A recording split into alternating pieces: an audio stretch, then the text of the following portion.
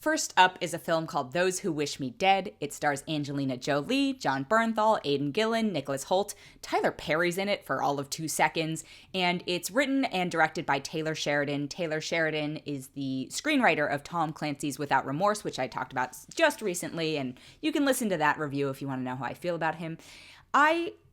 This movie is mind-boggling to me because apparently it's adapted from something, but I can't. The premise is Angelina Jolie plays a lady firefighter who's a smoke jumper, which, fine, totally on board with that. She is in, I believe, rural Montana or something along those lines. So they deal with the forestry service and like forest fires, not urban firefighters. And Jon Bernthal is playing the cop in the town and is apparently her ex. And then somehow, in a very complicated twist of fate, a young boy who's being pursued by assassins gets involved. And it's just the amount of coincidences, and I'm going to talk about coincidences in the next film I review this week, but the amount of coincidences and just lack of logic for why any of this would come together is... It's mind-boggling. I feel like somebody spun a wheel and was like, okay, we're gonna have firefighters and assassins in Montana. That's really how it felt. This is not a fair criticism for her, but I just really struggle with seeing Angelina Jolie because she is so gorgeous. I struggle with seeing her in a role that requires you to be like dirty and in the woods all the time, and she just looks very clean. I think their attempt at making her look more woody and earthy was they gave her bangs, but she just looks so clean in the film, and this is a very specific criticism, not a spoiler, but at one point she's like, it's not in a sexual way, but she just like changes shirts and you see her bra, and it's just this like Victoria's Secret, super flowery, like lacy bra, and I'm just thinking to myself, one, this film is definitely written by men and directed by men, because just from a logical, and not that lady firefighters in the forest shouldn't be allowed to feel sexy and wear whatever bra they want, but just from a utility standpoint, that bra does not seem very convenient. In fact, that bra only existed in that moment, so there was a little bit of sexualization of like, ooh, we're gonna show Angelina Jolie changing shirts, even though that may not have been the intention in the moment of it. Like I can tell you that whoever decided on that moment was like, ooh, sexy. Yeah, so she's a fine actress, right? I think she's given some great performances. She's fine in this. I just don't, it doesn't need to be her, I think is what it comes down to. Everyone else is, again, I actually don't think it needs to be any of these people. Like Jon Bernthal is the one who makes maybe the most sense as a rural woods sheriff. AIden, Gillen, and Nikolaj Hoult, I'm like, you're Irish and British, what are you doing here? Like, this is such a bit part for you. I don't understand. Tyler Perry also, just what? Oh God, okay. Yep, it's not.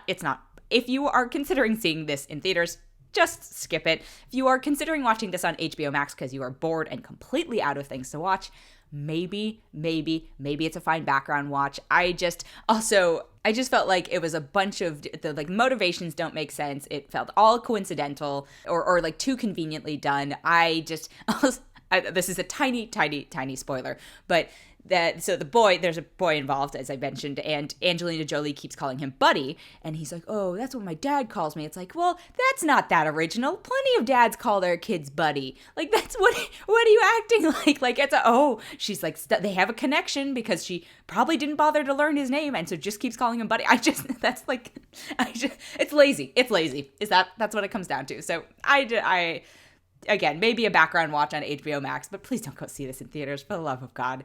I'm going to give this 2.2 out of 5. And then my other film this week is called Riders of Justice, and it's a Danish film, and it stars Mads Mikkelsen, which is probably why you're like, okay, I'm willing to consider reading subtitles.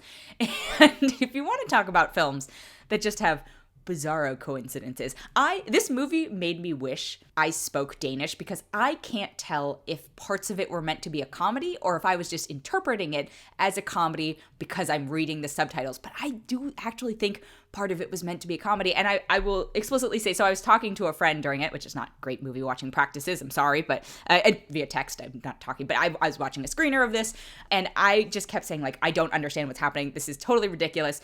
But I kind of got sucked into it just because it was, I don't know, it is so ridiculous. And in the same way that Those Who Wish Me Dead is full of coincidences, this is all about that. And I was saying to my friend, you know what?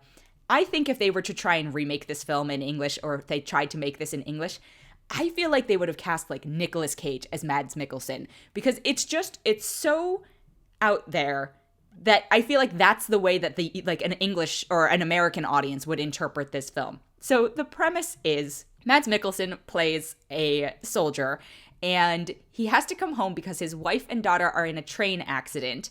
And then we follow these other people who are like tangentially related. One of the guys who is also in the same train accident is a professor, a programmer, or something. And he determines or decides that this train, it wasn't actually an accident. It was an intentional hit job. I think this is all in the trailers, but it was an intentional hit job on someone on the train. And so he then convinces a group of his friends who are just this is where I was like, is this a comedy? Because the way the friends all interact with each other, they're all very socially awkward. I think they're very intentionally meant to be played that way. You know, they're kind of like super everyone in this film is dealing with trauma. I felt like this film is maybe an advertisement for therapy. I hope people, pro-therapy, pro-mental health care, absolutely embrace therapy. This is a tangent going back to Those Who Wish Me Dead. I felt like that film was an ad for isopropyl alcohol and like rubbing alcohol because there was so much of it in this film. This film, Riders of Justice, feels like an ad for therapy. Anyway, it's about the convergence of all these characters and their lives and how they come together. And then it just gets really absurd because then it becomes like a revenge film because I'll call them the nerds, because they make them out to be nerds. The nerds tell Mads Mikkelsen this is actually related to, it's to get rid of this one guy who was on the train, and they're related to a crime case and like a bunch of, a gang of people. And it just, like, tonally it felt all over the place, but I couldn't actually tell if it was because of the language thing. But again, totally got sucked in by the end. The first 10 minutes were a little like, what is happening here? And then I was just like, I think I'm in. This is an odd one to recommend, and I'm gonna fully say by the end of it, I still had plenty of questions.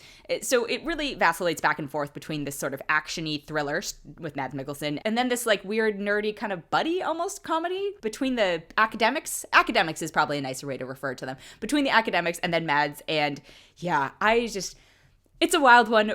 It's a gamble. If any of this sounded appealing to you, I would say watch the film. Like, I'm going to go ahead and say do that. If all of this sounds very off-putting to you, yeah, maybe it's not for you. It's also, there's a lot of violence. There's a whole lot of violence in this film. So, yes, it's an odd one. I think because I had no expectations on it, that was helpful. I secretly hope that maybe they do try and make this with like a Nick Cage, but I don't think they do it justice. Again, I don't speak Danish, but the performances of the academic characters, I was like, yeah, I kind of like, I feel like I know people like this.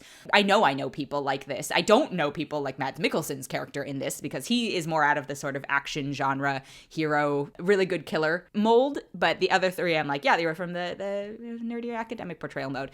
Anyway, I am actually going to give this film 4 out of 5 just because it sucked me in, and I thought I was really going to struggle with it, but by the time it was over, I, again, still have questions. Not a perfect film, but found myself entertained, and that's not something that happens as much these days. So 4 out of 5 for Riders of Justice.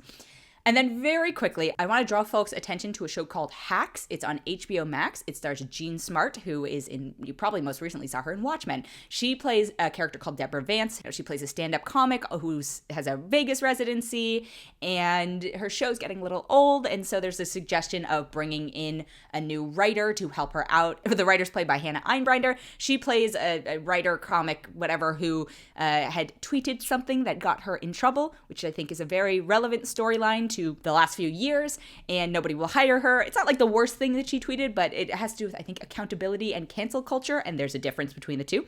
And yeah, so the two of them team up. It's on HBO Max. The first 2 episodes are now available. I really enjoyed it. I think it's really fun to see this type of thing through a female comedian's perspective. And 2, it's just really full of a bunch of sharp, acidic humor. It's a little uneven sometimes, but when they get going, I think especially if you're a fan of comedy and like the culture of comedy, this show will absolutely be for you. If you're more on the fringe of it, I do think some of the jokes about like Vegas and Vegas culture will be applicable just because I think you'll understand them from other pop culture references. But yep, Hacks, it's on HBO Max. Thoroughly enjoying it. Check it out.